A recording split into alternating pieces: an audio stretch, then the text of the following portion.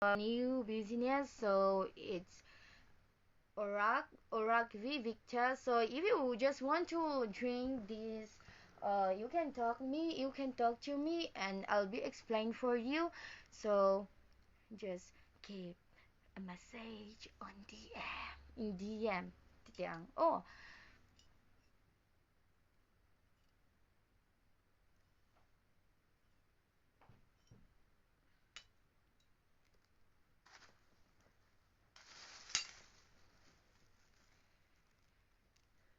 so if you just want to be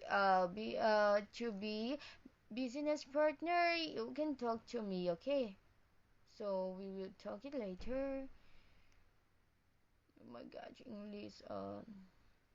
Min nữ so vóc vóc rẻ la cái tịt chụp bậy lâu thì chu vẫn cho nên phiang phong đậu hiền in omila min end du zo video po viral tak zo.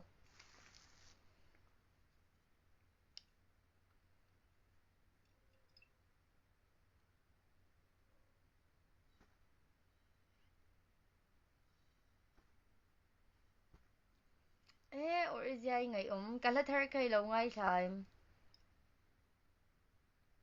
Umay unaw nu.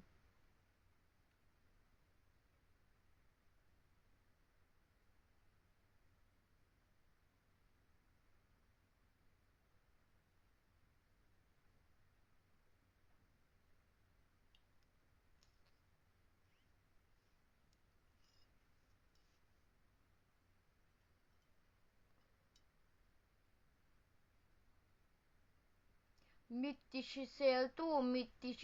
tu le chatak ani vuntishisel tu le tinung tu blood pressure enkol na ko nga na sa takin apuy thei ti tenia thicentical chatu le anemia nat na ve na ko nga pui tu chatak ani he dam do hi chakop mai min lau private ula min lau bia ula chanin khami kha chu karon explain sak thei ve kang chau atu te poni se ngai kha e mei le rd te ming lam kha ri ru ti thar anya lom ti ro wor ja an lau twar na te kamu ai hi in lau member in lau ni ve dua he thil hi in lau in ve du ni chuan min lau be ro o email chelu tuk e ren thlei zo thana i ril ru te po kha ti tha theyang he dam do hian o iril ru te po kha alo ti tha thei anga chuan ke po mail chha min lo tia he company hi ka han thok chang anga ka han mail chheri anga ti te ang I ka han mail chheri anga chuan nakina chuanin kala I mail chhale don nia kalawla mail chhale don nia ei ril ru chi atleng po hanin atleng vai theya ke chhul thalo tan po hianin I chhul chakna vitamin ani mis ujona ne nin laniem a jona ne ganin chen na re to mis ka shing nun vol chu tik nge job don shing nun vol chu kha chu ka job date to iwan fak thiam ka van lom aman zat lo soi ve jux aman zat hi I ka shelawa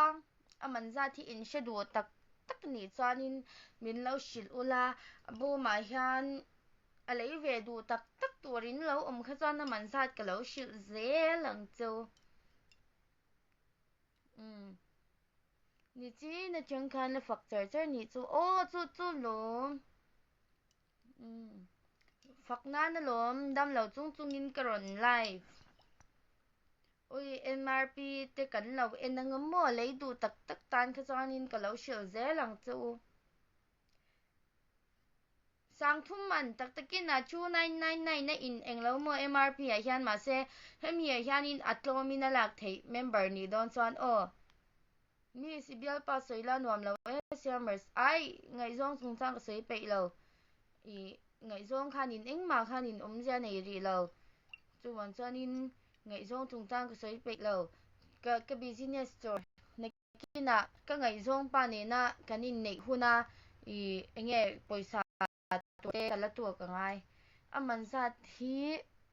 atia kashelava atidai music chu a o chu lom aman za thi kashelava mo ma se MRP a zonin 2999 kha alo tia se thia bem 99 thi apoi mo lu tu ka ni chu mo ki pon 99 te min tia 2999 kha ania I cheng khat khanin pakhat khanin mo he ka bial pa te lo wa mention pakhat cha chanin I pakhat che khan sang thum kha lo han tling la wai shem pakhat che khan sang thum kha han tling phalo ta amai ro chu hemi hi I enge